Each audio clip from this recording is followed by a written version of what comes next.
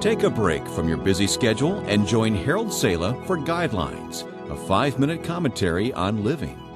Reincarnation has been defined as the transmigration of the soul, and according to the teaching of some Eastern religions, you may have had a previous existence in a lower form of life, and that as the result of your personal goodness, you move up the ladder in each successive rebirth towards heaven.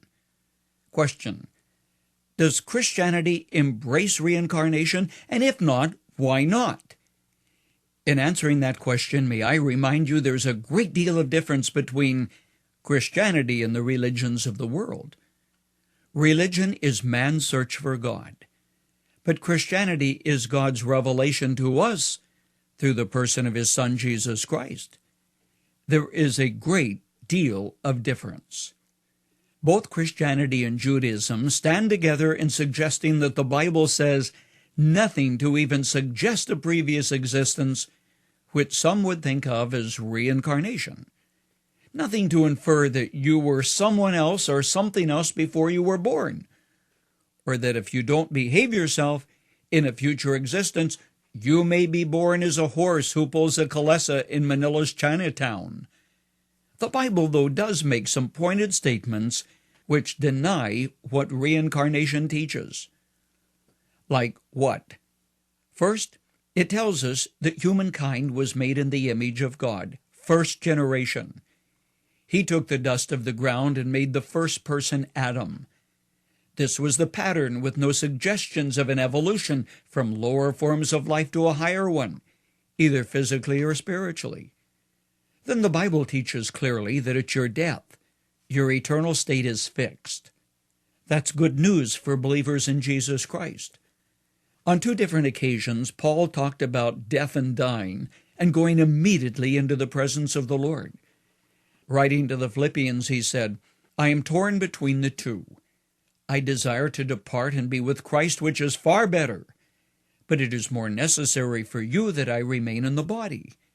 And the Greek text makes it clear that departing and being with Christ takes place at the same time, disallowing any migration of the soul towards heaven.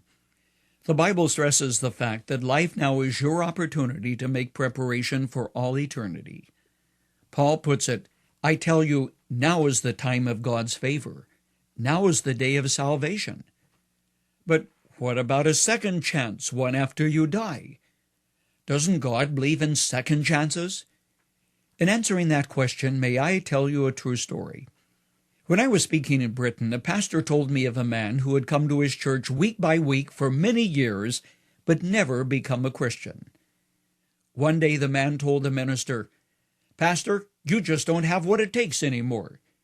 You used to preach and it scared me to death. I would clutch the pew in front of me and hold on with white knuckles. But now you preach and it doesn't bother me a bit." It wasn't the pastor who had changed or grown ineffective. The man who came to church and repeatedly rejected the message week by week had become calloused, insensitive, and indifferent. God's Spirit can be quenched. The voice of His Spirit can be finally stilled. God is a God of second, third, and fourth chances, but there is a limit to His grace and patience. No wonder He said long ago, "Today, if you hear His voice, do not harden your hearts." The real issue is not reincarnation.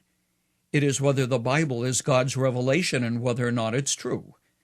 And when you answer that question, you fix your destiny.